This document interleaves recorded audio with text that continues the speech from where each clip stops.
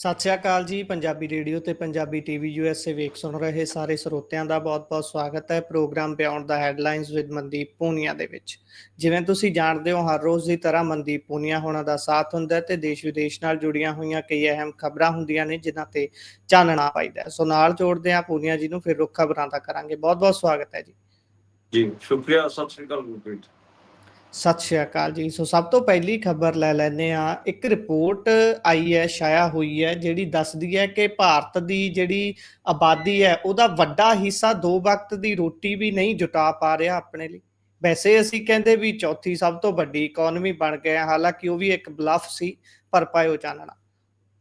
ਹਾਂਜੀ, ਬਿਲਕੁਲ। ਲਗਾਤਾਰ ਇਹ ਗੱਲ ਹੋ ਰਹੀ ਹੈ ਕਿ ਜਿਹੜਾ ਈਵਨ 11 ਸਾਲਾਂ ਜਿਹੜਾ ਬਣਾ ਰਹੀ ਹੈ ਬੀਜੇਪੀ, ਕਿ ਸਾਨੂੰ 11 ਸਾਲ ਪੂਰੇ ਹੋ ਗਏ ਸੱਤਾ 'ਚ ਆਏ ਹੋਏ, ਉਹ ਵੀ ਲਗਾਤਾਰ ਇਹ ਗੱਲ ਕਰ ਰਹੇ ਨੇ ਕਿ ਜਿਹੜੀ ਐਕਸਟ੍ਰੀਮ ਪੋਵਰਟੀ ਸੀਗੀ ਉਹਨੂੰ ਅਸੀਂ ਇੰਡੀਆ 'ਚੋਂ ਖਤਮ ਕਰ ਦਿੱਤਾ ਹੈਗਾ। ਉਹ ਇੱਕ ਵਰਲਡ ਬੈਂਕ ਦੀ ਰਿਪੋਰਟ ਦਾ ਵੀ ਹਵਾਲਾ ਦੇ ਰਹੇ ਨੇ, ਜਿਹਦੇ 'ਚ ਲਿਖਿਆ ਹੋਇਆ ਕਿ 2011-12 ਤੋਂ ਲੈ ਕੇ 2021-22 ਤੱਕ ਇੰਡੀਆ ਦੇ ਵਿੱਚ ਤਕਰੀਬਨ ਮੰਨਿਆ ਜਾ ਰਿਹਾ ਕਿ 70% ਦੇ ਨੇੜੇ ਤੇੜੇ ਐਕਸਟ੍ਰੀਮ ਪੋਵਰਟੀ ਦੇ ਕੇਸ ਘੱਟ ਹੋਏ ਨੇ। 7.5 ਕਰੋੜ ਰਹਿ ਗਏ ਨੇ। ਪਹਿਲਾਂ 30 ਕਰੋੜ ਦੇ ਨੇੜੇ ਤੇੜੇ ਹੁੰਦੇ ਸੀਗੇ, ਹੁਣ ਸਿਰਫ 7.5 ਕਰੋੜ ਐਕਸਟ੍ਰੀਮ ਪੋਵਰਟੀ ਵਾਲੇ ਲੋਕ ਰਹਿ ਗਏ ਹੈਗੇ ਆ। ਲੇਕਿਨ ਇੱਕ ਇਹ ਦੂਜਾ ਆਪਾਂ ਕਹਿ ਲਈਏ ਕਿ ਅਕੈਡਮਿਕ ਡਾਕੂਮੈਂਟ ਵੀ ਸਾਹਮਣੇ ਆਇਆ, ਜਿਹਨੂੰ ਸੈਂਟਰ ਫॉर ਡਿਵੈਲਪਮੈਂਟ ਸਟੱਡੀਜ਼ ਵਾਲਿਆਂ ਨੇ ਕੀਤਾ ਹੈਗਾ, ਤੇ ਉਹਦੇ 'ਚ ਉਹਨਾਂ ਨੇ ਇੱਕ ਦੂਜਾ ਤਰੀਕਾ ਅਪਣਾਇਆਗਾ ਗਰੀਬੀ ਨੂੰ ਨਾਪਣ ਦਾ।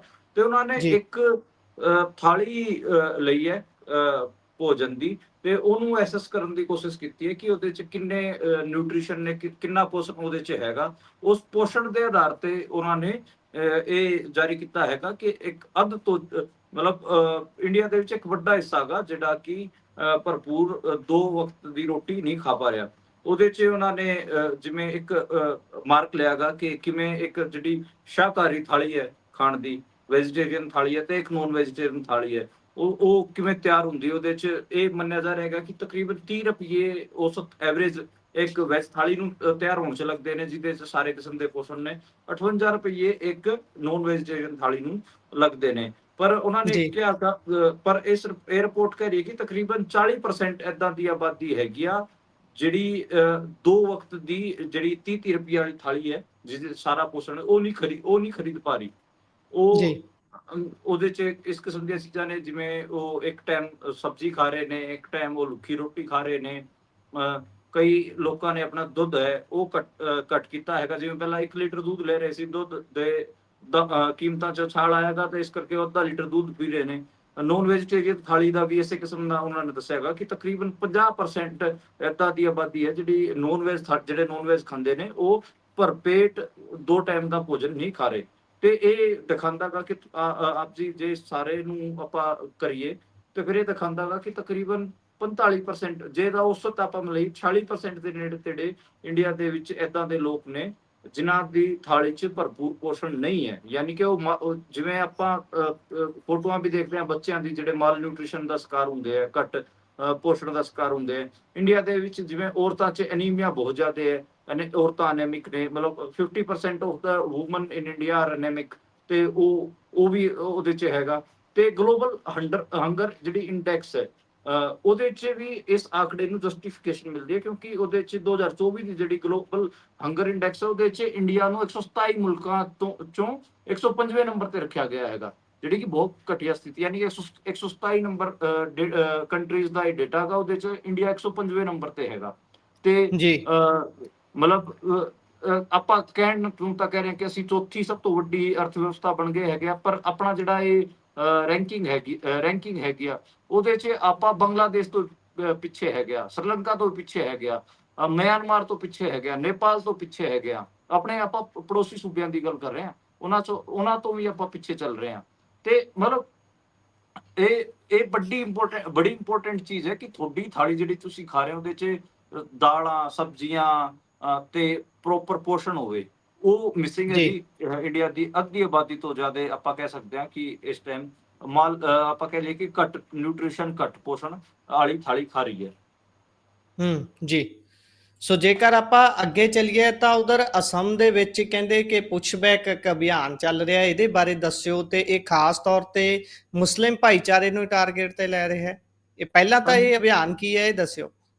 ਅੱਛਾ, ਪੁਸ਼ਬੈਕ ਅਭਿਆਨ ਇਹ ਇੰਡੀਅਨ ਗਵਰਨਮੈਂਟ ਵੱਲੋਂ ਚਲਾਇਆ ਗਿਆ ਹੈਗਾ, ਜਿਹਦੇ ਚ ਇਹ ਇੰਡੀਅਨ ਗਵਰਨਮੈਂਟ ਕਹਿ ਰਹੀ ਹੈ ਕਿ ਅਸੀਂ ਜਿਹੜੇ ਬੰਗਲਾਦੇਸ਼ ਤੋਂ ਪ੍ਰਵਾਸੀ ਇੱਧਰ ਇੰਡੀਆ ਦੇ ਵਿੱਚ ਆਏ ਹੋਏ ਨੇ ਇਲੀਗਲ ਤਰੀਕੇ ਨਾਲ, ਉਹਨਾਂ ਨੂੰ ਵਾਪਸ ਪਾਕਿਸਤਾਨ ਮੋੜਾਂਗੇ, ਤੇ ਸੌਰੀ ਬੰਗਲਾਦੇਸ਼ ਮੋੜਾਂਗੇ, ਇਹ ਗੱਲ ਕਹਿ ਰਹੇ ਨੇ। ਉਹਦੇ ਚ ਮਈ ਦੇ ਵਿੱਚ 303 ਜਿਹੜੇ ਬੰਗਲਾਦੇਸ਼ ਜਿਨ੍ਹਾਂ ਮੁਸਲਮਾਨਾਂ ਨੂੰ ਬੰਗਲਾਦੇਸ਼ੀ ਕਿਹਾ ਗਿਆ, ਉਹਨਾਂ ਨੂੰ ਪੁਸ਼ਬੈਕ ਕੀਤਾ ਜਾ ਚੁੱਕਿਆ ਹੈਗਾ। ਤੇ ਹੁਣ ਤਕਰੀਬਨ 30,000 ਜਿਹੜੇ ਮੁਸਲਮਾਨ ਨੇ ਅਸਮ ਦੇ ਵਿੱਚ, ਉਹਨਾਂ ਨੂੰ ਵਿਦੇਸ਼ੀ ਡਿਕਲੇਅਰ ਕਰ ਦਿੱਤਾ ਗਿਆ ਹੈਗਾ, ਉਹਨਾਂ ਨੂੰ ਬੰਗਲਾਦੇਸ਼ੀ ਡਿਕਲੇਅਰ ਕਰ ਦਿੱਤਾ ਗਿਆ ਹੈਗਾ।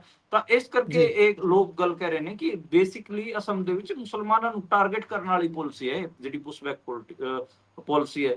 30,000 ਮੁਸਲਮਾਨਾਂ ਨੂੰ ਉੱਥੇ ਆਪਾਂ ਕਹਿ ਲਈਏ ਕਿ ਉਹਨਾਂ ਨੂੰ ਰਾਉਂਡ ਆਫ ਕਰਕੇ ਕਹਿ ਰਹੇ ਨੇ ਕਿ ਇਹ ਵਿਦੇਸ਼ੀ ਨੇ, ਇਹਨਾਂ ਨੂੰ ਬੰਗਲਾਦੇਸ਼ ਵਾਪਸ ਭੇਜਿਆ ਜਾਊਗਾ, ਇਹਨਾਂ ਨੂੰ ਪੁਸ਼ਬੈਕ ਕੀਤਾ ਜਾਊਗਾ।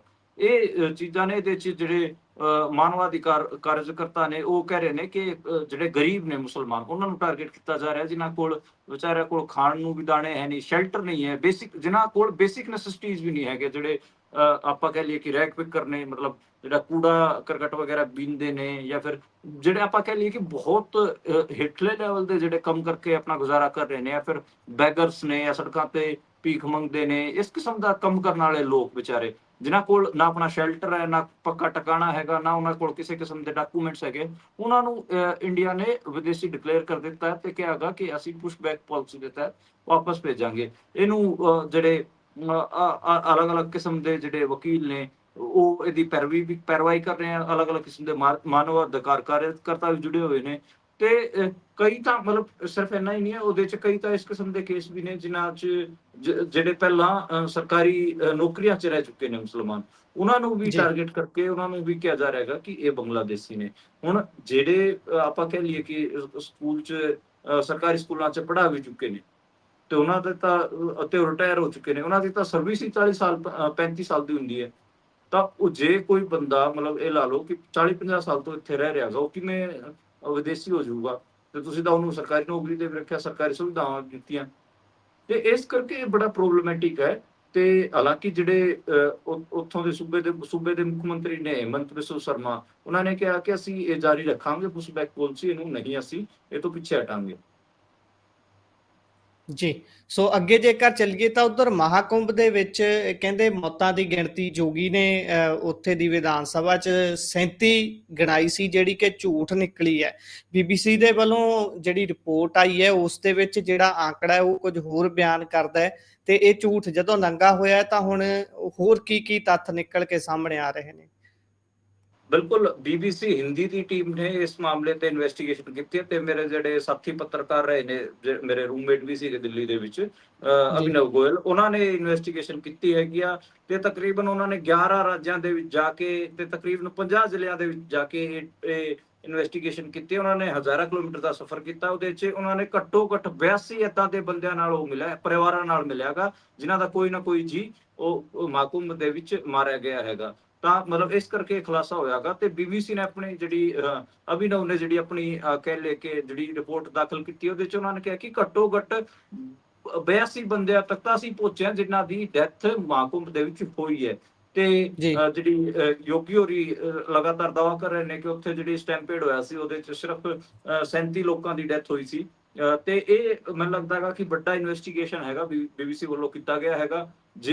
ਤੇ ਅਭਿਨਵ ਗੋਇਲ ਨੇ ਗੱਲ ਇੱਥੇ ਆ ਕੇ ਐਂਡ ਕੀਤੀ ਹੈ ਕਿ ਜੇ ਹੋਰ ਇਨਵੈਸਟੀਗੇਸ਼ਨ ਹੁੰਦੀ, ਜੇ ਮਤਲਬ ਆਪਾਂ ਕਹੀਏ ਕਿ ਪ੍ਰੋਪਰ ਇਨਵੈਸਟੀਗੇਸ਼ਨ ਹੋਵੇ, ਸਾਰਾ ਕੁਝ ਹੋਵੇ, ਪੂਰੇ ਰਿਸੋਰਸਿਸ ਹੋਣ, ਤਾਂ ਮੌਤਾਂ ਵੱਧ ਨਿਕਲਣਗੀਆਂ। ਇਸੇ ਕਰਕੇ ਉਹਨਾਂ ਨੇ ਸ਼ਬਦ ਵਰਤਿਆ ਹੋਇਆ ਘੱਟੋ ਘੱਟ 82 ਲੋਕਾਂ ਤੱਕ ਅਸੀਂ ਪਹੁੰਚੇ ਹਾਂ, ਪਰਿਵਾਰਾਂ ਤੱਕ ਅਸੀਂ ਪਹੁੰਚੇ ਜਿਨ੍ਹਾਂ ਦੇ ਪਰਿਵਾਰ ਚੋਂ ਕੋਈ ਇੱਕ ਬੰਦਾ ਮਰਿਆਗਾ। ਤਾਂ ਇਹ ਇਸ ਕਰਕੇ ਇਹ ਪੂਰੀ ਵੱਡੀ ਰਿਪੋਰਟ ਹੈ ਜੀ। ਉਹਨਾਂ ਨੇ ਈਵਨ ਜਿਹੜੇ RSS ਦੇ ਵੱਡੇ ਆਗੂ ਰਹੇ ਨੇ, ਗੋਵਿੰਦਾਚਾਰੀਆ ਜੀ, ਉਹਨਾਂ ਦੇ ਜਿਹੜੇ ਭਰਾ ਨੇ, ਉਹਨਾਂ ਦੀ ਡੈਥ ਵੀ ਉਸ ਸਟੈਂਪੇਡ 'ਚ ਹੋਈ ਹੈ। ਤੇ ਉਹਨੂੰ ਯੋਗੀ ਸਰਕਾਰ ਨੇ ਆਪਾਂ ਕਹਿ ਲਈਏ ਕਿ ਅਨਨੋਨ ਕਹਿ ਕੇ ਉਹਦਾ ਅੰਤਮ ਸੰਸਕਾਰ ਕਰਤਾ। ਉਹਦੇ ਤੇ ਗੋਵਿੰਦਾਚਾਰੀਆ ਹੈਗੇ, ਉਹ ਵੀ ਔਖੇ ਹੋਏ ਨੇ ਕਿ ਯਾਰ ਮੇਰਾ ਭਰਾ ਮਾਰਿਆ ਗਿਆ, ਮੈਂ ਤੁਹਾਡੇ RSS ਦਾ ਸਭ ਤੋਂ ਵੱਡਾ ਲੀਡਰ ਰਿਹਾ ਇੱਕ ਟਾਈਮ ਤੱਕ, ਮਤਲਬ ਟੌਪ 5 ਆਗੂਆਂ 'ਚ ਹੁੰਦੇ ਸੀ ਗੋਵਿੰਦਾਚਾਰੀਆ, ਕਹਿੰਦੇ ਮੇਰੇ ਭਰਾ ਨੂੰ ਤੁਸੀਂ ਅਨਨੋਨ ਕਹਿ ਕੇ ਉਹ ਕਰਤਾ ਅੰਤਮ ਸੰਸਕਾਰ। ਹਾਲਾਂਕਿ ਜਿਹੜੇ ਅੱਜ ਕੱਲ ਗੋਵਿੰਦਾਚਾਰੀ ਨੇ ਉਹ ਬਨਾਰਸ 'ਚ ਹੁੰਦੇ ਨੇ, ਉਹ ਅਵਕਾਸ਼ ਪ੍ਰਾਪਤ ਹੈਗੇ, ਮਤਲਬ ਉਹਨਾਂ ਨੇ ਪੜ੍ਹਾਈ ਵਾਸਤੇ ਛੁੱਟੀ ਲੈ ਰੱਖੀ ਆਰਐਸਐਸ ਤੋਂ, ਯਾਨੀ ਕਿ ਉਹਨਾਂ ਦੀ ਨਰਿੰਦਰ ਮੋਦੀ ਅਮਿਤ ਸ਼ਾਹ ਵਾਲੀ ਜਿਹੜੀ ਬੀਜੇਪੀ ਹੈ ਉਹਦੇ ਨਾਲ ਬਣਦੀ ਨਹੀਂ, ਇਸ ਕਰਕੇ ਉਹਨਾਂ ਨੇ ਸਟੱਡੀ ਲੀਵ ਲੈ ਰੱਖੀ ਹੈ ਆਰਐਸਐਸ ਦੇ ਕੰਮ ਜੀ ਤੋਂ। ਤਾਂ ਉਹਨਾਂ ਦੇ ਭਰਾ ਨੂੰ ਵੀ ਮਤਲਬ ਉਹਦੀ ਮੌਤ ਹੋਈ ਹੈ, ਤੇ ਉਹਨਾਂ ਨੂੰ ਹੀ ਮਤਲਬ ਹੁਣ ਹਿਸਾਬ ਲਾਓ ਕਿ ਜਿਹੜਾ ਆਮ ਮਜ਼ਦੂਰ ਕਿਸਾਨ ਬੰਦਾ ਉੱਥੇ ਗਿਆ ਸੀਗਾ, ਉਹਨਾਂ ਦਾ ਕੀ ਬਣਨਾਗਾ ਜਦੋਂ ਆਰਐਸਐਸ ਦੇ ਟੌਪ ਲੀਡਰਸ਼ਿਪ ਜਿਹੜੀ ਰਹੀ ਹੈ ਉਹਦੇ ਭਰਾ ਨੂੰ ਹੀ ਉਹ ਅਨਨੋਨ ਕਹਿ ਕੇ ਉਹਨਾਂ ਨੇ ਸਾੜਤਾ। ਬਹੁਤ ਮਤਲਬ ਜੀ ਮਾੜਾ ਹਾਲ ਰਿਹਾਗਾ, ਮਾਕੂਮ ਦੇ ਵਿੱਚ ਬਹੁਤ ਕੁਝ ਚੀਜ਼ਾਂ ਲੁਕੋਈਆਂ ਜਾ ਰਹੀਆਂ ਨੇ। ਜੀ ਸੋ ਜੇਕਰ ਅੱਗੇ ਚੱਲੀਏ ਤਾਂ ਉਧਰ ਖੜਗੇ ਹੁਣੀ ਬੋਲੇ ਨੇ ਅੱਜ ਫੇਰ, ਤੇ ਕਹਿੰਦੇ ਮੋਦੀ ਨੇ 11 ਸਾਲ ਦੇ ਵਿੱਚ 33 ਗਲਤੀਆਂ ਕੀਤੀਆਂ ਨੇ। ਕਹਿੰਦੇ ਮੈਂ ਕਦੀ ਇਹੋ ਜਿਹਾ ਪ੍ਰਧਾਨ ਮੰਤਰੀ ਹੀ ਨਹੀਂ ਦੇਖਿਆ। ਤੇ ਹੋਰ ਕੀ ਆਖ ਰਹੇ ਨੇ ਇਹ, ਖਾਸ ਟਿੱਪਣੀ ਕਰਨ ਦਾ ਕਾਰਨ ਕੀ ਹੈ ਜੀ? ਬੇਸਿਕਲੀ ਉਹੀ ਜਿਹੜਾ ਬੀਜੇਪੀ ਨੇ ਅਭਿਆਨ ਛੇੜਿਆ ਹੋਇਆ ਹੈਗਾ ਕਿ 11 ਸਾਲ ਚ ਅਸੀਂ ਕਿਵੇਂ ਮੁਲਕ ਦੀ ਤਸਵੀਰ ਬਦਲ ਦਿੱਤੀ, ਉਹਦੇ ਉਲਟ ਕਾਂਗਰਸ ਦੇ ਜਿਹੜੇ ਪ੍ਰਧਾਨ ਨੇ ਮਲਿਕ ਅਰਜੁਨ ਖੜਗੇ, ਉਹਨਾਂ ਦਾ ਇਹ ਬਿਆਨ ਆਇਆਗਾ। ਉਹਨਾਂ ਨੇ ਜਿਸ ਕਿਸਮ ਦੇ ਇਹਨਾਂ ਨੇ ਚੀਜ਼ਾਂ ਚਲਾਈਆਂ, ਉਹਨਾਂ ਨੇ ਇਹ ਵੀ ਦੱਸਿਆ ਕਿ ਜਿਵੇਂ ਬੀਜੇਪੀ ਆਰਐਸਐਸ ਨੇ ਜਿਹੜੇ ਮਾਈਨੋਰਟੀਜ਼ ਹੈਗੇ, ਦਲਿਤ ਹੈ, ਆਦਿਵਾਸੀ ਹੈ, ਪਿਛੜੇ ਹੈਗੇ ਆ, ਕਮਜ਼ੋਰ ਵਰਗ ਹੈਗਾ, ਉਹਨਾਂ ਤੇ ਉਲਟ ਇਹਨਾਂ ਨੇ ਨਫ਼ਰਤੀ ਭਾਸ਼ਣ, ਧਮਕੀਆਂ, ਡਰ ਦਾ ਵਾਤਾਵਰਣ, ਇਹ ਸਾਰਾ ਕੁਝ ਬਣਾਇਆਗਾ। ਜਿਹੜੀ ਸੰਵਿਧਾਨਿਕ ਸੰਸਥਾਵਾਂ ਸੀਗੀਆਂ, ਕੰਸਟੀਟਿਊਸ਼ਨਲ ਇੰਸਟੀਟਿਊਸ਼ਨ ਸੀ, ਉਹਨਾਂ ਨੂੰ ਕਮਜ਼ੋਰ ਕਰਨ ਦੀ ਗੱਲ ਉਹਨਾਂ ਨੇ ਕਹੀ ਹੈ। ਇਹਦੇ 'ਚ ਉਹਨਾਂ ਨੇ ਇਹ ਗੱਲ ਕਹੀ ਹੈ ਕਿ GDP ਦਾ ਝੂਠਾ ਜਿਹੜਾ ਡੇਟਾ ਹੈਗਾ ਉਹ ਇਹਨਾਂ ਨੇ ਦੇਣਾ ਸ਼ੁਰੂ ਕਰਤਾ। ਜਿਹੜੇ ਰੋਜ਼ਗਾਰ ਦੀ ਗੱਲ ਸੀ ਕਿ ਅਸੀਂ 2 ਕਰੋੜ ਰੋਜ਼ਗਾਰ ਹਰ ਸਾਲ ਨੌਜਵਾਨਾਂ ਨੂੰ ਦੇਵਾਂਗੇ, ਉਹ ਝੂਠਾ ਨਿਕਲਿਆ। 15 ਲੱਖ ਦਾ ਵਾਅਦਾ ਹੋ ਗਿਆ, 15 ਲੱਖ ਰੁਪਏ ਦੇਵਾਂਗੇ। GST, ਨੋਟਬੰਦੀ, ਲੋਕਡਾਊਨ ਤੇ startup India, stand up India, digital India, Namami Gange, 100 smart cities, ਇਹ ਸਾਰਾ ਕੁਝ ਇਹਨਾਂ ਤੇ ਆਰੋਪ ਲਾ ਰਹੇ ਨੇ ਕਿ ਕਹਿੰਦੇ ਕਿ ਇਸ ਕਿਸਮ ਦੇ 33 ਕੰਮ ਨੇ ਜਿਹੜੇ ਨਰਿੰਦਰ ਮੋਦੀ ਨੇ ਬਹੁਤ ਆਪਾਂ ਕਹਿ ਲਈਏ ਕਿ ਬਹੁਤ ਖਰਾਬ ਕੀਤੇ ਹੈ। ਤੇ ਉਹਨਾਂ ਨੇ ਗਰੀਬਾਂ ਨੂੰ ਅਤੇ ਨੌਜਵਾਨਾਂ ਨੂੰ ਮੂਰਖ ਬਣਾਇਆਗਾ। 33 ਗਲਤੀਆਂ ਨਰਿੰਦਰ ਮੋਦੀ ਨੇ 11 ਸਾਲਾਂ 'ਚ ਕੀਤੀ ਹੈ। ਇਹ ਅੱਜ ਮਲਿਕ ਅਰਜੁਨ ਖੜਗੇ ਦੀ ਸਟੇਟਮੈਂਟ ਹੈ। ਜੀ ਸੋ ਜੇਕਰ ਆਪਾਂ ਇਸ ਤੋਂ ਅੱਗੇ ਚੱਲੀਏ ਤਾਂ ਉਧਰ ਕਹਿੰਦੇ ਵੀ ਕਰੋਨਾ ਦਾ ਜਿਸ ਤਰੀਕੇ ਦੇ ਨਾਲ ਪ੍ਰਕੋਪ ਵੱਧ ਰਿਹਾ ਹੈ, ਉਸ ਤੋਂ ਬਾਅਦ ਹੁਣ PM ਨੂੰ ਮਿਲਣ ਵਾਲਿਆਂ ਨੂੰ ਵੀ ਟੈਸਟ ਕਰਾਉਣੇ ਪੈਣਗੇ, RT ਤੇ PCR ਟੈਸਟ। ਇਹ ਖਬਰ ਬਹੁਤ ਮਤਲਬ ਤੁਸੀਂ ਤਾਂ ਬਹੁਤ ਨੋਰਮਲੀ ਦੱਸਤੀ, ਥੋੜੀ ਅਜੀਬ ਕਿਸਮ ਦੀ ਇਸ ਕਰਕੇ ਹੈ ਕਿਉਂਕਿ ਕੱਲ ਦਿੱਲੀ ਦੇ ਵਿਧਾਇਕਾਂ ਨੇ ਤੇ ਮੰਤਰੀਆਂ ਨੇ ਨਰਿੰਦਰ ਮੋਦੀ ਨੂੰ ਮਿਲਣ ਜਾਣਾ ਸੀਗਾ, ਪਰ ਉਹਨਾਂ ਨੂੰ ਮਿਲਣ ਤੋਂ ਰੋਕ ਦਿੱਤਾ ਗਿਆ ਤੇ ਕਿਹਾ ਗਿਆ ਕਿ ਭਾਈ ਤੁਸੀਂ ਆਪਣੇ ਕਰੋਨਾ ਦੇ ਟੈਸਟ ਕਰਾ ਕੇ ਆਓ।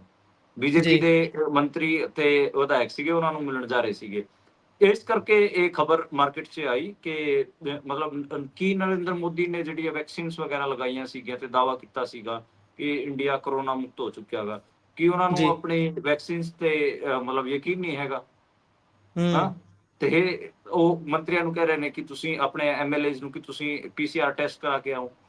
ਕੋਰੋਨਾ ਦੇ ਐਕਟਿਵ ਕੇਸ 7000 ਪਾਰ ਕਰ ਚੁੱਕੇ ਨੇ, 74 ਮੌਤਾਂ ਹੋਈਆਂ ਨੇ ਜੀ। ਹਰ ਰੋਜ਼ ਜਿਵੇਂ ਮੈਂ ਕਹਿ ਰਿਹਾ 300, 350, 400 ਤੱਕ ਜਿਹੜੇ ਕੇਸ ਨੇ ਉਹ ਵਧ ਰਹੇ ਨੇ। ਤੇ ਇਸ ਖਬਰ ਨਾਲ ਜੋੜ ਕੇ ਇਹਨੂੰ ਦੇਖੋ ਤੇ ਦਿੱਲੀ 'ਚ ਵੀ ਖਾਸੇ ਐਕਟਿਵ ਕੇਸ ਵਧੇ ਨੇ। ਪੰਜਾਬ 'ਚ ਤਾਂ ਅੱਜ ਆਪਾਂ ਕਹਿ ਲਈਏ ਕਿ 3 ਨਵੇਂ ਕੇਸ ਆਏ ਨੇ, ਕੱਲ 30 ਸੀਗੇ, 33 ਹੋਏ ਨੇ। ਹਰਿਆਣੇ 'ਚ ਵੀ 10 ਨਵੇਂ ਕੇਸ ਨੇ, ਦਿੱਲੀ 'ਚ ਥੋੜੇ ਵੱਧ ਨੇ। ਤੇ ਇਹ ਖਬਰ ਮਤਲਬ ਆਪਾਂ ਲਗਾ ਲਈਏ ਕਿ ਹਰਿਆਣੇ 'ਚ ਜਿਵੇਂ ਮੌਤਾਂ ਨੇ ਹਜੇ ਇੱਕ ਵੀ ਨਹੀਂ ਹੋਈ ਹੈ। ਤੇ ਪੰਜਾਬ ਦੀ ਜੇ ਆਪਾਂ ਗੱਲ ਕਰੀਏ, ਪੰਜਾਬ 'ਚ 2 ਮੌਤਾਂ ਨੇ, ਚੰਡੀਗੜ੍ਹ 'ਚ 1 ਮੌਤ ਹੈ। ਤੇ ਜ਼ਿਆਦਾ ਮੌਤਾਂ ਆਪਾਂ ਨੂੰ ਪਤਾ ਹੈ ਕਿ ਕੇਰਲਾ ਦੇ ਵਿੱਚ, ਮਹਾਰਾਸ਼ਟਰ ਦੇ ਵਿੱਚ ਹੈਗੀਆਂ। ਮਹਾਰਾਸ਼ਟਰ 'ਚ 19 ਹੈਗੀਆਂ, ਕੇਰਲਾ 'ਚ 19 ਹੈਗੀਆਂ। ਤੇ ਉੱਥੇ ਜ਼ਿਆਦਾ ਜਿਹੜੇ ਲੋਕਾਂ ਦੀ ਮੌਤ ਉੱਥੇ ਉਹਨਾਂ ਸੂਬਿਆਂ 'ਚ ਜ਼ਿਆਦਾ ਹੋ ਰਹੀ ਹੈ। ਪਰ ਹੈਰਾਨੀ ਵਾਲੀ ਗੱਲ ਹੈ ਕਿ ਨਰਿੰਦਰ ਮੋਦੀ ਨੂੰ ਹੁਣ ਕੋਈ ਵੀ ਮਿਲਣ ਜਾਊਗਾ ਤੇ ਉਹਨੂੰ ਕਰੋਨਾ ਟੈਸਟ ਕਰਾ ਕੇ ਜਾਣਾ ਪਊਗਾ। ਫਿਰ ਬਾਕੀ ਤੁਸੀਂ ਮਤਲਬ ਹੋਰ ਕਿਸੇ ਦੀ ਜਾਨ ਇੰਪੋਰਟੈਂਟ ਹੈ ਹੀ ਨਹੀਂ, ਸਿਰਫ ਨਰਿੰਦਰ ਮੋਦੀ ਦੀ ਜਾਨ ਇੰਪੋਰਟੈਂਟ ਹੈ। ਇਸ ਕਰਕੇ ਜੇ ਉਹਨਾਂ ਨੂੰ ਮਿਲਣਾ ਹੈਗਾ ਤੇ ਕਰੋਨਾ ਟੈਸਟ ਕਰਾ ਕੇ ਜਾਓ। ਜੀ ਇਹ ਵੀ ਬੜੀ ਜ਼ਰੂਰੀ ਗੱਲ ਹੈ ਭਾਈ। ਤੇ ਅੱਗੇ ਚੱਲੀਏ, ਕਹਿੰਦੇ ਵੀ ਪਿਛਲੇ 7 ਦਿਨਾਂ ਦੇ ਵਿੱਚ ਟੈਂਪਰੇਚਰ ਨੇ 8 ਤੋਂ ਲੈ ਕੇ 13 ਡਿਗਰੀ ਸੈਲਸੀਅਸ ਤੱਕ ਛਾਲ ਮਾਰੀ ਹੈ ਪੂਰੇ ਦੇਸ਼ ਦੇ ਵੱਖ-ਵੱਖ ਸੂਬਿਆਂ ਦੇ ਵਿੱਚ। ਕਈ ਸੂਬੇ ਤਾਂ ਅਲਰਟ ਤੇ ਨੇ, ਲੂ ਚੱਲ ਰਹੀ ਹੈ, ਬਹੁਤ ਜ਼ਿਆਦਾ ਗਰਮੀ ਦਾ ਪ੍ਰਕੋਪ ਵਧਿਆ ਹੋਇਆ ਹੈ। ਹਾਂਜੀ ਬਿਲਕੁਲ। ਤੇ ਹੈਰਾਨੀ ਵਾਲੀ ਗੱਲ ਇਹ ਹੈ ਕਿ ਪੰਜਾਬ ਦਾ ਸ਼ਹਿਰ ਬਠਿੰਡਾ ਅੱਜ ਮੁਲਕ ਦੇ ਵਿੱਚ ਸਭ ਤੋਂ ਜ਼ਿਆਦਾ ਗਰਮ ਸ਼ਹਿਰ ਸੀਗਾ। ਉੱਥੇ 47.6 ਡਿਗਰੀ ਟੈਂਪਰੇਚਰ ਰਿਹਾ ਪੰਜਾਬ ਦੇ ਬਠਿੰਡੇ ਇਲਾਕੇ 'ਚ। ਤੇ ਦੂਜੇ ਨੰਬਰ ਤੇ ਜਿਵੇਂ ਸਰਸਾ ਹੋ ਗਿਆ, ਸਰਸੇ ਦੇ ਵੀ 46 ਡਿਗਰੀ 47 ਡਿਗਰੀ ਟੈਂਪਰੇਚਰ ਸੀਗਾ। ਰਾਜਸਥਾਨ ਦੇ ਜਿਹੜੇ ਸ਼ਹਿਰ ਸੀਗੇ ਗੰਗਾਨਗਰ, ਕੋਟਾ, ਬੀਕਾਨੇਰ, ਉੱਥੇ ਵੀ 47 ਡਿਗਰੀ ਟੈਂਪਰੇਚਰ ਸੀਗਾ। ਪਰ ਇਹ ਮਤਲਬ ਆਪਾਂ ਕਹਿ ਲਈਏ ਕਿ ਪਿਛਲੇ ਤਕਰੀਬਨ 13 ਸਾਲਾਂ 'ਚ ਪੰਜਾਬ 'ਚ ਸਭ ਤੋਂ ਜ਼ਿਆਦਾ ਟੈਂਪਰੇਚਰ ਅੱਜ ਦੇਖਣ ਨੂੰ ਮਿਲਿਆਗਾ ਤੇ ਪੰਜਾਬ ਦੇ 18 ਜ਼ਿਲ੍ਹਿਆਂ ਦੇ ਵਿੱਚ ਹੀਟ ਵੇਵ ਦੇ ਅਲਰਟ ਜਾਰੀ ਕੀਤੇ ਗਏ ਹੈਗੇ ਆ ਤੇ ਬਿਜਲੀ ਸਪਲਾਈ ਦੀ ਵੀ ਮੰਗ ਵਧੀ ਹੋਈ ਹੈ, ਪਰ ਬਿਜਲੀ ਸਪਲਾਈ 'ਚ ਕੱਟ ਲੱਗ ਰਹੇ ਨੇ ਪੰਜਾਬ 'ਚ, ਜਿਵੇਂ ਆਪ ਜੀ ਨੂੰ ਪਤਾ ਹੀ ਹੈ। ਤੇ ਮਤਲਬ ਇਹ ਜੇ ਆਪਾਂ ਗੱਲ ਕਰੀਏ ਨਾਰਮਲ ਟੈਂਪਰੇਚਰ ਤੋਂ ਤਕਰੀਬਨ 5.5 ਡਿਗਰੀ ਟੈਂਪਰੇਚਰ ਜ਼ਿਆਦਾ ਹੈਗਾ ਇਸ ਟਾਈਮ। 43 ਡਿਗਰੀ ਦੇ ਨੇੜੇ ਤੇੜੇ 43-42 ਡਿਗਰੀ ਟੈਂਪਰੇਚਰ ਹੋਣਾ ਚਾਹੀਦਾ ਜੇ, ਵੱਧ ਵੀ ਹੋਵੇ ਤਾਂ, ਨਾ ਤਾਂ 40 ਡਿਗਰੀ ਦੇ ਨੇੜੇ ਤੇੜੇ ਹੋਣਾ ਚਾਹੀਦਾ। ਤੇ ਹੁਣ ਟੈਂਪਰੇਚਰ ਦੇਖਣ ਨੂੰ ਮਿਲ ਰਿਹਾ ਜਿਵੇਂ ਬਠਿੰਡੇ ਜਾਂ ਮਾਲਵੇ ਦੇ ਵਿੱਚ 47 ਡਿਗਰੀ, ਤਾਂ ਇਹ ਮਤਲਬ ਨੋਰਮਲ ਤੋਂ ਬਹੁਤ ਜ਼ਿਆਦਾ ਟੈਂਪਰੇਚਰ ਹੈ। 43 ਡਿਗਰੀ ਤੋਂ ਉੱਤੇ ਜਿਹੜਾ ਟੈਂਪਰੇਚਰ ਜਿੰਨਾ ਵੀ ਸਿਟੀ 'ਚ ਹੈਗਾ ਉਹ ਜ਼ਿਆਦਾ 'ਚ ਗਿਣਿਆ ਜਾਊਗਾ। 40 ਡਿਗਰੀ ਆਪਾਂ ਮੰਨਦੇ ਹਾਂ ਕਿ ਇਸ ਮੌਸਮ ਦੇ ਅਨੁਸਾਰ 40 ਡਿਗਰੀ ਹੋਣਾ ਚਾਹੀਦਾ, ਪਰ ਲਗਾਤਾਰ ਚੱਲ ਰਿਹਾ ਹੈਗਾ। ਜਿਹੜਾ ਪੂਰੀ ਮਾਲਵਾ ਬੈਲਟ ਹੈ ਅਤੇ ਖਾਸ ਕਰ ਜੇ ਆਪਾਂ ਗੱਲ ਕਰੀਏ ਮਾਝੇ ਦੀ ਵੀ ਤੇ ਅੰਮ੍ਰਿਤਸਰ, ਤਰਨਤਾਰਨ, ਉੱਥੇ ਵੀ ਹੀਟ ਵੇਵ ਦੇ ਅਲਰਟ ਨੇ। ਈਵਨ ਚੰਡੀਗੜ੍ਹ ਦੇ ਵਿੱਚ ਹੀਟ ਵੇਵ ਦੇ ਅਲਰਟ ਨੇ। ਪਹਿਲਾਂ ਜਿਵੇਂ ਆਪਾਂ ਨੂੰ ਲੱਗ ਰਿਹਾ ਸੀਗਾ ਕਿ ਮੌਨਸੂਨ ਦੀ ਅਰਲੀ ਅਰਾਈਵਿੰਗ ਹੋਊਗੀ, ਉਹ ਦੇਖਦੇ ਹਾਂ ਕਿਵੇਂ ਬਣਦੀ ਹੈ, ਕਿਉਂਕਿ ਆਪਾਂ ਤਾਂ ਇੱਕ ਅੰਦਾਜ਼ਾ ਲਾਇਆ ਸੀਗਾ ਕਿ ਲਗਾਤਾਰ ਸਾਊਥ ਇੰਡੀਆ ਤੋਂ ਖਬਰਾਂ ਆ ਰਹੀਆਂ ਸੀਗੀਆਂ ਕਿ ਮੌਨਸੂਨ ਪਹੁੰਚ ਗਿਆ, ਉੱਥੇ ਪਹੁੰਚ ਗਿਆ, ਮੱਧ ਪ੍ਰਦੇਸ਼ ਤੱਕ ਪਹੁੰਚ ਗਿਆ, ਤੇ ਆਪਾਂ ਨੂੰ ਲੱਗ ਰਿਹਾ ਸੀਗਾ ਕਿ 15-16 ਜੂਨ ਤੱਕ ਪੰਜਾਬ 'ਚ ਵੀ ਹਰਿਆਣੇ 'ਚ ਵੀ ਮੌਨਸੂਨ ਪਹੁੰਚ ਜਾਊਗਾ। ਤੇ ਪਰ ਜਿਵੇਂ 13 ਤਰੀਕ ਤੱਕ ਤਾਂ ਹੀਟ ਵੇਵ ਦੇ ਅਲਰਟ ਨੇ। ਮੇਰਾ ਤਾਂ ਮੰਨਣਾ ਇਹ ਕਿ ਸ਼ਾਇਦ 15-16 ਜੂਨ ਤੱਕ ਪਹੁੰਚ ਸਕਦਾ ਹੈਗਾ ਮੌਨਸੂਨ, ਪਰ ਹਜੇ ਮਤਲਬ ਹੀਟ ਵੇਵ ਅਲਰਟ ਬਹੁਤ, ਮਤਲਬ ਅੱਜ ਮੈਂ ਵੀ ਅੰਬਾਲੇ ਸੀਗਾ ਤੇ ਉੱਥੇ ਬਹੁਤ ਜ਼ਿਆਦਾ ਗਰਮੀ ਸੀਗੀ, ਬਹੁਤ ਜ਼ਿਆਦਾ। ਤੇ ਹਰਿਆਣਾ, ਪੰਜਾਬ ਅੱਜ ਮਤਲਬ ਹੀਟ ਵੇਵ ਨਾਲ ਤਰਸ ਸੀਗਾ। ਜੀ, ਸੋ ਜੇਕਰ ਇਸ ਤੋਂ ਅੱਗੇ ਚੱਲੀਏ ਤਾਂ ਉੱਧਰ ਹਰਿਆਣੇ ਦੀ ਯੂਟਿਊਬਰ ਜਿਹੜੀ ਜੋਤੀ ਮਲਹੋਤਰਾ ਸੀ, ਉਸਨੇ ਜ਼ਮਾਨਤ ਦੇ ਲਈ ਅਰਜੀ ਲਾਈ ਸੀ, ਯਾਚਿਕਾ ਲਾਈ ਸੀ ਜੀ, ਉਹਦਾ ਕੀ ਬਣਿਆ, ਕੋਈ ਫੈਸਲਾ ਹੋਇਆ ਜੀ ਇਸ ਤੇ? ਹਾਂ, ਅਜੇ ਉਹਨਾਂ ਦੀ ਜ਼ਮਾਨਤ ਐਕਸੈਪਟ ਨਹੀਂ ਕੀਤੀ ਗਈ ਹੈ ਕੋਰਟ ਵੱਲੋਂ, ਤੇ ਉਹਦੇ 'ਚ ਮਤਲਬ 5 ਬਿੰਦੂ ਉਹਨਾਂ ਦੇ ਵਕੀਲ ਨੇ ਰੱਖੇ ਸੀਗੇ। ਉਹਨਾਂ ਦੇ ਕੁਮਾਰ ਮੁਕੇਸ਼ ਉਹਨਾਂ ਦੇ ਵਕੀਲ ਦਾ ਨਾਂ ਹੈਗਾ। ਉਹਨਾਂ ਨੇ ਇੱਕ ਤਾਂ ਇਹ ਗੱਲ ਰੱਖੀ ਸੀਗੀ ਕਿ ਉਹ 2023 'ਚ ਪਾਕਿਸਤਾਨ ਹਾਈ ਕਮਿਸ਼ਨ ਗਈ ਸੀਗੀ, ਉਦੋਂ ਤਾਂ ਜੀ ਜਿਹੜਾ ਨਵੀਂ ਧਾਰਾਵਾਂ BNS ਲਾਇਆ ਗਿਆ ਹੈਗਾ ਉਹ ਤਾਂ ਬਣਿਆ ਵੀ ਨਹੀਂ ਸੀਗਾ, ਤੇ ਇਸ ਕਰਕੇ ਉਸ ਟਾਈਮ ਤਾਂ IPS ਲਾਗੂ ਸੀਗਾ, IPC ਧਾਰਾਵਾਂ ਲਾਗੂ ਸੀਗੀਆਂ ਤੇ ਉਹਦੇ ਤਹਿਤ ਮਿਲਣਾ ਚਾਹੀਦਾ। ਇੱਕ ਉਹਨਾਂ ਨੇ ਇਹ ਕਿਹਾ ਹੈਗਾ ਕਿ ਜਿਹੜੀ 124 ਜਿਹੜੀ ਰਾਜਦਰੋਹ ਲਾਇਆ ਗਿਆ ਹੈਗਾ, ਦੇਸ਼ ਦਰੋਹ, ਉਹ ਜੋਤੀ ਮਲਹੋਤਰਾ ਦੇ ਕੇਸ 'ਚ ਨਹੀਂ ਬਣਦਾ। ਦੂਜਾ ਉਹਨਾਂ ਨੇ ਕਿਹਾ ਕਿ FIR 'ਚ ਜਿਹੜੀਆਂ ਧਾਰਾਵਾਂ ਲਾਈਆਂ ਗਈਆਂ ਹੈਗੀਆਂ ਉਹ ਤਾਂ ਜੋਤੀ ਮਲਹੋਤਰਾ ਤੇ ਬੰਦੀ ਨਹੀਂ, ਜਿਵੇਂ ਆਫੀਸ਼ੀਅਲ ਸੀਕ੍ਰੇਟ ਐਕਟ ਦੀ ਧਾਰਾ ਲਾ ਰੱਖੀ ਹੈ। ਕਹਿੰਦੇ ਕਿ ਉਹਨਾਂ ਨੇ ਪਤਾ ਦੱਸੋ ਕਿਹੜੇ ਆਫੀਸ਼ੀਅਲ ਸੀਕ੍ਰੇਟ ਭੇਜੇ ਨੇ, ਇਹ ਤਾਂ ਇਨਵੈਸਟੀਗੇਟ ਵੀ ਕਰ ਚੁੱਕੀ ਹੈ ਪੁਲਿਸ। ਤੇ ਇਹ ਤੀਜਾ ਉਹਨਾਂ ਨੇ ਪੁਆਇੰਟ ਰੱਖਿਆ ਕਿ ਜਦੋਂ ਉਹਨਾਂ ਦੇ ਜਿਹੜੇ ਸਹਿ ਆਰੋਪੀ ਸੀਗੇ, ਜਿਹਨੂੰ ਮਤਲਬ ਆਪਾਂ ਹਰਕੀਰਤ ਸਿੰਘ ਜਾਂ ਹੋਰ ਜਿਹੜੇ ਮੁੰਡੇ ਸੀਗੇ ਜਿਨ੍ਹਾਂ ਨੂੰ ਫੜਿਆ ਸੀਗਾ, ਉਹਨਾਂ ਨੂੰ ਛੱਡਿਆ ਜਾ ਚੁੱਕਿਆ ਹੈਗਾ, ਫਿਰ ਇਹਨੂੰ ਕਿਉਂ ਨਹੀਂ ਛੱਡਿਆ ਜਾ ਰਿਹਾ? ਚੌਥਾ ਇਹ ਕਿ ਇਹਨਾਂ ਕੇਸਾਂ 'ਚ ਜੋਤੀ ਨੂੰ ਵੀ ਗਵਾਹ ਬਣਾਤਾ, ਉਹਨਾਂ ਦਾ ਹੀ ਕੇਸ ਹੈ, ਉਹਨਾਂ ਨੂੰ ਵੀ ਗਵਾਹ ਬਣਾਤਾ, ਤੇ ਇਹ ਕਹਿੰਦਾ ਇਹ ਆਪਣੇ ਆਪ 'ਚ ਹੀ ਅੱਡ ਗੱਲ ਹੈ। ਤੇ ਪੰਜਵੀਂ ਗੱਲ ਉਹਨਾਂ ਨੇ ਰੱਖੀ ਕਿ ਪੁਲਿਸ ਕੋਈ ਸਬੂਤ ਕਿਉਂ ਨਹੀਂ ਪੇਸ਼ ਕਰ ਰਹੀ, ਪੁਲਿਸ ਕੋਲ ਕੀ ਸਬੂਤ ਨਹੀਂ ਹੈਗਾ। ਤੇ ਇਹਦੇ 'ਚ ਜਿਹੜੇ ਬੋਲਣ ਨੂੰ ਸਰਕਾਰੀ ਵਕੀਲ ਕੋਲ ਕੁਝ ਵੀ ਨਹੀਂ ਸੀਗਾ, ਉਹ ਤਾਂ ਸਿਰਫ ਇਹੀ ਗੱਲ ਕਹਿੰਦੇ ਰਹੇ ਕਿ ਨਹੀਂ ਹਜੇ ਮਾਮਲੇ ਦੀ ਇਨਵੈਸਟੀਗੇਸ਼ਨ ਚੱਲ ਰਹੀ ਹੈ, ਇਨਵੈਸਟੀਗੇਟ ਕਰ ਰਹੇ ਨੇ ਜੀ, ਇਸ ਕਿਸਮ ਦੀਆਂ ਗੱਲਾਂ ਕਰਦੇ ਰਹੇ। ਤੇ ਫਿਰ ਉਹ ਜੱਜ ਨੇ ਕਿਹਾ ਕਿ ਠੀਕ ਹੈ ਕਿ ਮੈਂ ਜਿਹੜਾ ਫੈਸਲਾ ਹੈਗਾ ਉਹ ਸੁਰੱਖਿਅਤ ਰੱਖਦਾ ਹੈਗਾ ਤੇ ਬਾਅਦ 'ਚ ਇਹਦਾ ਫੈਸਲਾ ਸੁਣਾਵਾਂਗਾ। ਸ਼ਾਮ ਨੂੰ ਨੇ ਫਿਰ ਜੱਜ ਨੇ ਕਹਿਤਾ ਕਿ ਅਸੀਂ ਜ਼ਮਾਨਤ ਨਹੀਂ ਦੇ ਰਹੇ, ਤੇ ਯਾਨੀ ਕਿ ਉਹ ਜੁਡੀਸ਼ੀਅਲ ਕਸਟਡੀ ਦੇ ਵਿੱਚ ਹੀ ਰਹਿਣਗੇ ਜੋਤੀ ਮਲਹੋਤਰਾ। ਪਰ ਇਹ ਗੱਲ ਪੱਕੀ ਹੈ ਕਿ ਇਹ ਮਾਮਲੇ ਮਤਲਬ ਮੈਨੂੰ ਲੱਗਦਾ ਵਾ ਕਿ ਜੋਤੀ ਮਲਹੋਤਰੇ ਦੇ ਵਕੀਲਾਂ ਨੂੰ ਸ਼ਾਇਦ ਹਾਈ ਕੋਰਟ ਮੂਵ ਕਰਨਾ ਪਊ, ਕਿਉਂਕਿ ਆਪਾਂ ਨੂੰ ਪਤਾ ਕਿ ਡਿਸਟ੍ਰਿਕਟ ਕੋਰਟਾਂ ਦੇ ਤੇ ਬਹੁਤ ਜ਼ਿਆਦਾ ਦਬਾਅ ਹੁੰਦਾ ਵਾ, ਤੇ ਸ਼ਾਇਦ ਉਹ ਦਬਾਅ ਮੰਨ ਰਹੇ ਹੋਣ, ਕਿਉਂਕਿ ਸਰਕਾਰੀ ਵਕੀਲ ਕੋਲ ਕੋਈ ਵੀ ਫੈਕਟ ਦੱਸਣ ਲਈ ਨਹੀਂ ਸੀਗਾ। ਸਿਰਫ ਇੱਕੋ ਗੱਲ ਕਹਿੰਦਾ ਰਿਹਾ ਕਿ ਸਰ ਮੈਂ ਮਾਈ ਲੋਰਡ ਇਨਵੈਸਟੀਗੇਸ਼ਨ ਚੱਲ ਰਹੀ, ਪੁਲਿਸ ਇਨਵੈਸਟੀਗੇਟ ਕਰ ਰਹੀ ਹੈ। ਉਹ ਕਹਿੰਦੇ ਰਹੇ, ਜੱਜ ਸਾਹਿਬ ਬਾਰ-ਬਾਰ ਕਹਿੰਦੇ ਰਹੇ ਕਿ ਦਿਖਾਓ ਕਿ ਇਨਵੈਸਟੀਗੇਸ਼ਨ ਚੱਲ ਰਹੀ, ਕੀ ਸਬੂਤ ਮਿਲੇ ਨੇ, ਇੰਨੀਆਂ ਧਾਰਾਵਾਂ ਤੁਸੀਂ ਲਾ ਦਿੱਤੀਆਂ, ਦੱਸੋ ਕੀ ਗੱਲ ਹੈ? ਕੁਝ ਵੀ ਨਹੀਂ। ਜੀ ਪਰ ਦੇਖਦੇ ਹਾਂ ਮਤਲਬ ਅੱਗੇ ਕੀ ਬਣਦਾ ਵਾ ਇਹਦੇ 'ਚ। ਜੀ, ਸੋ ਉਧਰ ਸਿੱਧੂ ਮੂਸੇਵਾਲਾ ਦਾ ਅੱਜ ਜਨਮ ਦਿਨ ਹੈ ਤੇ ਜਨਮ ਦਿਨ ਦੇ ਮੌਕੇ ਦੇ ਉੱਪਰ 3 ਗਾਣੇ ਵੀ ਉਹਨਾਂ ਦੇ ਨਵੇਂ ਰਿਲੀਜ਼ ਹੋਏ ਨੇ, ਤੇ ਉਹਨਾਂ ਦੇ ਪਰਿਵਾਰਕ ਜੀ ਕੀ ਆਖ ਰਹੇ ਨੇ? ਹਾਂਜੀ, ਅੱਜ ਸਿੱਧੂ ਮੂਸੇਵਾਲਾ ਦਾ ਜਨਮ ਦਿਨ ਹੈ ਤੇ ਉਹਨਾਂ ਦੇ ਪਰਿਵਾਰ ਨੇ ਅੱਜ ਕੇਕ ਕੱਟ ਕੇ ਆਪਣੇ ਮਾਨਸਾ ਦੇ ਵਿੱਚ ਆਪਣੇ ਘਰੇ, ਤੇ ਉਹ ਆਪਾਂ ਕਹਿ ਲਈਏ ਕਿ ਉਹਨਾਂ ਦਾ ਜਨਮ ਦਿਨ ਮਨਾਇਆ ਹੈਗਾ। ਉਹਨਾਂ ਨੇ ਬਲੱਡ ਡੋਨੇਸ਼ਨ ਕੈਂਪ ਵੀ ਲਾਇਆ ਸੀਗਾ ਤੇ ਉਹਨਾਂ ਦੇ ਜਿਹੜੇ ਸਪੋਰਟਰ ਸੀਗੇ ਉੱਥੇ ਪਹੁੰਚੇ ਹੋਏ ਸੀਗੇ। ਆਪਾਂ ਨੂੰ ਪਤਾ ਹੈ ਕਿ ਸਿੱਧੂ ਮੂਸੇਵਾਲੇ ਤੇ ਹੁਣ BBC ਦੀ ਡਾਕੂਮੈਂਟਰੀ ਵੀ ਆਈ ਹੈ, ਉਹਦੇ ਵਿਰੋਧ 'ਚ ਵੀ ਉਹ ਉਹਨਾਂ ਦੇ ਮਾਤਾ ਪਿਤਾ ਲਗਾਤਾਰ ਗੱਲ ਕਰ ਹੀ ਰਹੇ ਨੇ। ਤੇ 3 ਗਾਣੇ ਉਹਨਾਂ ਦੇ ਬਰਥਡੇ ਦੇ ਵਿੱਚ ਤੇ ਰਿਲੀਜ਼ ਕੀਤੇ ਗਏ ਹੈਗੇ ਆ, ਜਿਹਦੇ 'ਚ 008 ਹੈਗਾ ਤੇ ਨੀਲ ਐਂਡ ਟੇਕ ਨੋਟਸ। ਇਹ ਬੇਸਿਕਲੀ ਮੂਸ ਪ੍ਰਿੰਟ ਕਰਕੇ ਇੱਕ ਐਲਬਮ ਰਿਲੀਜ਼ ਸੀਗੀ, ਉਹਦੇ 3 ਇਹ ਗਾਣੇ ਹੈਗੇ ਆ ਤੇ ਅੱਜ ਉਹਨਾਂ ਦਾ 32ਵਾਂ ਬਰਥਡੇ ਮਨਾਇਆ ਗਿਆ ਹੈਗਾ। ਤਿੰਨੇ ਜਿਹੜੇ ਗਾਣੇ ਨੇ ਉਹ ਲਗਾਤਾਰ ਟ੍ਰੈਂਡਿੰਗ 'ਚ ਚੱਲ ਰਹੇ ਨੇ। ਜਿਹੜੀ BBC ਨੇ ਡਾਕੂਮੈਂਟਰੀ ਰਿਲੀਜ਼ ਕੀਤੀ ਹੈਗੀ ਆ, ਉਹ 2 ਐਪੀਸੋਡਾਂ 'ਚ ਅਪਲੋਡ ਕੀਤੀ ਹੈ ਤੇ ਉਹਦੇ 'ਚ ਮਤਲਬ ਦ ਕਿਲਿੰਗ ਕੋਲ ਕਰਕੇ ਇਸ ਡਾਕੂਮੈਂਟਰੀ ਦਾ ਨਾਮ। ਮੈਨੂੰ ਵੀ ਉਹਦੇ 'ਚ ਪਾਰਟ ਬਣਾਇਆ ਗਿਆ ਹੈਗਾ। ਮੇਰੇ ਉਹਨਾਂ ਨੇ ਇੱਕ ਇੰਟਰਵਿਊ ਕੀਤਾ ਸੀਗਾ, ਮੈਨੂੰ ਨਹੀਂ ਪਤਾ ਸੀਗਾ ਕਿ ਉਹ ਇੰਟਰਵਿਊ ਮਤਲਬ ਕਿਉਂ ਕਰ ਰਹੇ ਨੇ। ਤੇ ਉਹਦੇ 'ਚ ਮੈਨੂੰ ਲੱਗਦਾ ਹੈਗਾ ਕਿ ਉਸ ਪੂਰੀ ਡਾਕੂਮੈਂਟਰੀ ਦੇ ਵਿੱਚ ਜਿਹੜਾ ਇੱਕ ਵੱਡਾ ਪਰਸਪੈਕਟਿਵ ਸੀਗਾ ਉਹ ਮਿਸਿੰਗ ਸੀਗਾ। ਮੈਂ ਤਾਂ ਬਹੁਤ ਕੁਝ ਬੋਲਿਆ ਸੀਗਾ ਉਹਦੇ 'ਚ, ਉਹਨਾਂ ਨੇ ਮਾੜਾ ਮੋਟਾ ਕੱਟ ਕੇ ਚਲਾਇਆ ਹੈਗਾ ਤੇ ਉਹਨਾਂ ਦੇ ਮਾਪਿਆਂ ਦਾ ਤਾਂ ਉਹਨਾਂ ਨੇ ਲਿਆ ਹੀ ਨਹੀਂ। ਆਪਾਂ ਕਹਿ ਲਈਏ ਕਿ ਉਹ ਜੋ ਗੱਲਾਂ ਕਰ ਰਹੇ ਸੀ ਉਹ ਲਈਆਂ ਹੀ ਨਹੀਂ। ਤੇ ਇਹ 2-3 ਚੀਜ਼ਾਂ ਮੈਨੂੰ ਲੱਗਦੀਆਂ ਹੈਗੀਆਂ ਕਿ ਥੋੜੇ ਇਹਨਾਂ ਤੇ ਗੱਲ ਹੋਣੀ ਚਾਹੀਦੀ ਕਿ ਉਹਨਾਂ ਦੇ ਮਾਪਿਓ ਦਾ ਵਰਜਨ ਵੀ ਆਉਣਾ ਚਾਹੀਦਾ ਸੀਗਾ। ਤੇ ਇਹ ਪੂਰੀ ਡਾਕੂਮੈਂਟਰੀ 'ਚ ਮੈਨੂੰ ਇੱਕ ਜਿਹੜੀ ਪ੍ਰੋਬਲਮ ਲੱਗੀ, ਹਾਲਾਂਕਿ ਮੈਂ ਇਸ ਦਾ ਪਾਰਟ ਹਾਂ, ਫਿਰ ਵੀ ਕਹਿ ਰਿਹਾਗਾ ਕਿ ਇਹਦੇ 'ਚ ਪ੍ਰੋਬਲਮੈਟਿਕ ਮੈਨੂੰ ਲੱਗੀ। ਉਹਨਾਂ ਨੇ ਨਾ ਸਾਰੀ ਗੱਲ ਦਾ ਜਿਹੜਾ ਸਿੱਟਾ ਹੈਗਾ ਸਿੱਧੂ ਮੂਸੇਵਾਲਾ ਦੀ ਮੌਤ ਨੂੰ ਗੈਂਗਸਟਰਾਂ ਦੀ ਰਾਈਵਲਰੀ ਉਸੇ ਕਿਸਮ ਦੇ ਆਲੇ ਦੁਆਲੇ ਇਕੱਠਾ ਕਰਤਾ। ਉਹ ਠੀਕ ਨਹੀਂ ਹੈ। ਉਹਦੇ ਇਲਾਵਾ ਵੀ ਬਹੁਤ ਸਾਰੇ ਚੀਜ਼ਾਂ ਸੀਗੀਆਂ। ਇਹ ਮੈਨੂੰ ਲੱਗਦਾ ਹੈਗਾ ਕਿ ਇਹ ਗੱਲ ਮੇਰੇ ਵੱਲੋਂ ਕਹਿ ਦਿੱਤੀ ਜਾਣੀ ਚਾਹੀਦੀ ਸੀ। ਮੈਂ ਆਪਣੇ ਸੋਸ਼ਲ ਮੀਡੀਆ ਪਲੇਟਫਾਰਮਸ ਤੇ ਵੀ ਇਹਦੇ ਤੇ ਇੱਕ ਪੋਸਟ ਲਿਖਾਂਗਾ ਕਿ ਮੈਨੂੰ ਉਹਦੇ 'ਚ ਡਾਕੂਮੈਂਟਰੀ 'ਚ ਕੀ ਪ੍ਰੋਬਲਮਾਂ ਲੱਗੀਆਂ। ਜੀ। ਸੋ ਜੇਕਰ ਅੱਗੇ ਚੱਲੀਏ ਤਾਂ ਕਹਿੰਦੇ ਪਠਾਨਕੋਟ ਦੇ ਵਿੱਚ ਇੱਕ ਧਮਾਕਾ ਖੇਜ ਸਮੱਗਰੀ ਵਰਗੀ ਕੋਈ ਚੀਜ਼ ਮਿਲੀ ਹੈ ਤੇ ਇਸ ਤੋਂ ਬਾਅਦ ਉੱਥੇ ਮਾਹੌਲ ਤਣਾਅਪੂਰਨ ਬਣਿਆ ਹੋਇਆ। ਹਾਂਜੀ, ਬੇਸਿਕਲੀ ਉੱਥੇ ਕਿਸਾਨ, ਸਬਜ਼ੀ ਦੇ ਕਿਸਾਨ, ਉਹ ਆਪਣੇ ਸਬਜ਼ੀਆਂ ਨੂੰ ਪਾਣੀ ਦੇ ਰਹੇ ਸੀਗੇ, ਖੇਤ 'ਚ ਪਾਣੀ ਲਾ ਰਹੇ ਸੀਗੇ। ਉਦੋਂ ਉਹਨਾਂ ਨੂੰ ਇੱਕ ਆਪਾਂ ਕਹਿ ਲਈਏ ਕਿ ਸਨਸਨੀਖੇਜ਼ ਚੀਜ਼ ਦੇਖੀ ਉਹਨਾਂ ਨੇ। ਉਸ ਤੋਂ ਬਾਅਦ ਉਹਨਾਂ ਨੇ ਪੁਲਿਸ ਨੂੰ ਸੰਪਰਕ ਕੀਤਾ ਤੇ ਪੁਲਿਸ ਨੇ ਉੱਥੇ ਆਪਾਂ ਕਹਿ ਲਈਏ ਕਿ ਜਿਹੜਾ ਬੰਬ ਰੋਧਕ ਦਸਤਾ ਹੁੰਦਾ ਹੈਗਾ ਉਹਦੀ ਤੈਨਾਤੀ ਕਰ ਰੱਖੀ ਤੇ ਉਹ ਇਨਵੈਸਟੀਗੇਟ ਕਰ ਰਹੇ ਨੇ ਕਿ ਉਹ ਕੀ ਚੀਜ਼ ਹੈ। ਉਹ ਧਮਾਕਾ ਮੈਟੀਰੀਅਲ ਹੀ ਹੈ, ਕੁਝ ਹੋਰ ਹੈ, ਉਹ ਹਜੇ ਮਤਲਬ ਚੱਲ ਰਿਹਾ ਹੈਗਾ ਉਹਦਾ ਪੈਨਿਕ ਥੋੜਾ ਜਿਹਾ ਕ੍ਰੀਏਟ ਹੋਇਆ ਉਸ ਏਰੀਆ 'ਚ ਇਸ ਕਰਕੇ ਨਾ। ਜੀ। ਹਿਸਾਰ ਦੀ ਇੱਕ ਯੂਨੀਵਰਸਿਟੀ ਜਿਹੜੀ ਖੇਤੀਬਾੜੀ ਯੂਨੀਵਰਸਿਟੀ ਹੈ, ਉਹਦੇ ਵਿੱਚ ਬੱਚੇ ਅੰਦੋਲਨ ਕਰ ਰਹੇ ਨੇ, ਕੀ ਕਾਰਨ ਹੈ ਜੀ? ਹਾਂਜੀ, ਬੇਸਿਕਲੀ ਮਾਮਲਾ ਇਹਦੇ 'ਚ ਇਹ ਹੈ ਕਿ ਜਿਹੜੇ ਬੱਚੇ ਹੈਗੇ ਆ ਉਹ ਸਕੋਲਰਸ਼ਿਪ ਵਾਸਤੇ ਆਪਣਾ ਪ੍ਰੋਟੈਸਟ ਕਰ ਰਹੇ ਨੇ। ਪਹਿਲਾਂ 70% ਤੋਂ ਜ਼ਿਆਦਾ ਜਿਹੜੇ ਬੱਚੇ ਮਾਰਕਸ ਲੈ ਕੇ ਆਉਂਦੇ ਸੀਗੇ ਉਹਨਾਂ ਨੂੰ ਸਟਾਈਪੈਂਡ ਮਿਲਦਾ ਹੁੰਦਾ ਸੀਗਾ ਐਗਰੀਕਲਚਰ ਯੂਨੀਵਰਸਿਟੀ ਦੇ ਵਿੱਚ।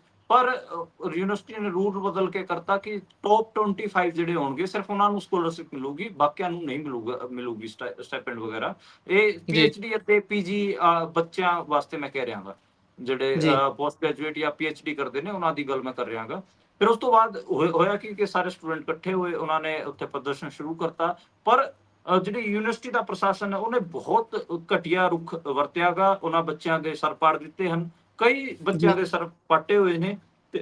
ਤੇ ਮੈਂ ਦੇਖ ਰਿਹਾ ਹਾਂ ਕਿ ਜਿਹੜਾ ਇੰਡੀਆ ਦਾ ਮੀਡੀਆ ਉਹਦੇ ਤੇ ਚੁੱਪੀ ਸਾਧੇ ਹੋਇਆਗਾ। ਜਿਹੜੇ ਹੋਰ ਵੱਡੇ ਆਗੂ ਨੇ ਹਰਿਆਣੇ ਦੇ, ਉਹ ਵੀ ਇਹਦੇ 'ਚ ਇਹਦੇ ਤੇ ਬੋਲ ਨਹੀਂ ਰਹੇ, ਕੋਈ ਸਟੇਟਮੈਂਟਾਂ ਨਹੀਂ ਦੇ ਰਹੇ। ਅਜੀਬ ਲੱਗ ਰਿਹਾ ਹੈਗਾ, ਏਡਾ ਵੱਡਾ ਕਾਂਡ ਹੋਇਆਗਾ ਹਰਿਆਣੇ ਦੀ ਯੂਨੀਵਰਸਿਟੀ 'ਚ। ਸ਼ਰੇਆਮ ਬੱਚਿਆਂ ਦੇ ਸਰ ਪਾੜੇ ਗਏ ਨੇ ਸਿਕਿਉਰਿਟੀ ਗਾਰਡਾਂ ਵੱਲੋਂ ਤੇ ਹੋਰ ਜਿਹੜਾ ਪ੍ਰਸ਼ਾਸਨ ਸੀਗਾ ਯੂਨੀਵਰਸਿਟੀ ਦਾ, ਉਹਦੇ 'ਚ 1-2 ਪ੍ਰੋਫੈਸਰਾਂ ਦੇ ਨਾਂ ਵੀ ਆ ਰਹੇ ਆ। ਉਹ ਸ਼ਰੇਆਮ ਦਿਖ ਰਿਹਾ ਕਿ ਡਾਂਗਾ ਵਰਾ ਰਹੇ ਨੇ ਮੁੰਡਿਆਂ ਦੇ ਸਰਾਂ ਤੇ ਉਹ ਮੈਨੂੰ ਲੱਗਦਾ ਕਿ ਬਹੁਤ ਇਹਦੀ ਨਿਖੇਧੀ ਜਿੰਨੀ ਵੀ ਹੋ ਸਕੇ ਉਨੀ ਨਿਖੇਧੀ ਹੋਣੀ ਚਾਹੀਦੀ ਤੇ ਸਟੂਡੈਂਟਸ ਨਾਲ ਖੜਾ ਹੋਣਾ ਚਾਹੀਦਾ ਤੇ ਉਹਨਾਂ ਨੂੰ ਉਨੀ ਸਪੇਸ ਵੀ ਮਿਲਣੀ ਚਾਹੀਦੀ। ਪਹਿਲਾਂ ਜਿਵੇਂ ਮੀਡੀਆ ਅਦਾਰੇ ਸੀਗੇ ਇੰਡੀਆ ਦੇ, ਉਹ ਲਗਾਤਾਰ ਸਟੂਡੈਂਟ ਮੂਵਮੈਂਟਾਂ ਨੂੰ ਕਵਰ ਕਰਦੇ ਹੁੰਦੇ ਸੀ। ਯੂਨੀਵਰਸਿਟੀਆਂ 'ਚ ਜੋ ਕੁਝ ਚੱਲ ਰਿਹਾ ਹੁੰਦਾ ਸੀ, ਬੱਚੇ ਅੰਦੋਲਨ ਵਗੈਰਾ ਕਰਦੇ ਸੀ, ਉਹਦੀ ਕਵਰੇਜ ਹੁੰਦੀ ਸੀ। ਅੱਜ ਦੇ ਟਾਈਮ ਆਪਾਂ ਦੇਖ ਰਹੇ ਹਾਂ ਕਿ ਕੰਪਲੀਟਲੀ ਬਲੈਕ ਆਊਟ ਹੈ, ਸਟੂਡੈਂਟ ਮੂਵਮੈਂਟਸ ਨੂੰ ਨਹੀਂ ਦਿਖਾਇਆ ਜਾ ਰਿਹਾ। ਜੀ। ਸੋ ਇੱਥੇ ਹੀ ਪ੍ਰੋਗਰਾਮ ਨੂੰ ਵਿਰਾਮ ਲਾਉਂਦੇ ਆ ਜੀ। ਖਬਰਾਂ ਦਾ ਸਮਾਂ ਇੱਥੇ ਹੀ ਸਮਾਪਤ ਹੁੰਦਾ। ਸੋ ਤੁਸੀਂ ਜੁੜੇ ਜਾਣਕਾਰੀਆਂ ਸਾਂਝੀਆਂ ਕੀਤੀਆਂ, ਬਹੁਤ ਬਹੁਤ ਧੰਨਵਾਦ ਜੀ। ਜੀ ਸ਼ੁਕਰੀਆ, ਸਤਿ ਸ੍ਰੀ ਅਕਾਲ ਗੁਰਪ੍ਰੀਤ। ਸਤਿ ਸ੍ਰੀ ਅਕਾਲ। ਸੋ ਇਹ ਸਨ ਸਾਡੇ ਨਾਲ ਮਨਦੀਪ ਪੂਨੀਆ ਜੀ, ਵੱਖ-ਵੱਖ ਖਬਰਾਂ ਦੀ ਤੁਹਾਡੇ ਨਾਲ ਸਾਂਝ ਪਾਈ ਹੈ। ਕਿਵੇਂ ਲੱਗਿਆ ਪ੍ਰੋਗਰਾਮ? ਆਪਣੇ ਵਿਚਾਰ ਰਾਏ ਟਿੱਪਣੀਆਂ ਜ਼ਰੂਰ ਸਾਂਝਾ ਕਰਿਓ। ਜੁੜੇ ਰਹੋ ਪੰਜਾਬੀ ਰੇਡੀਓ ਤੇ ਪੰਜਾਬੀ TV USA ਦੇ ਨਾਲ। ਪ੍ਰੋਗਰਾਮਾਂ ਦੀ ਲਗਾਤਾਰਤਾ ਬਰਕਰਾਰ ਰਹੇਗੀ। ਧੰਨਵਾਦ, ਸਤਿ ਸ੍ਰੀ ਅਕਾਲ।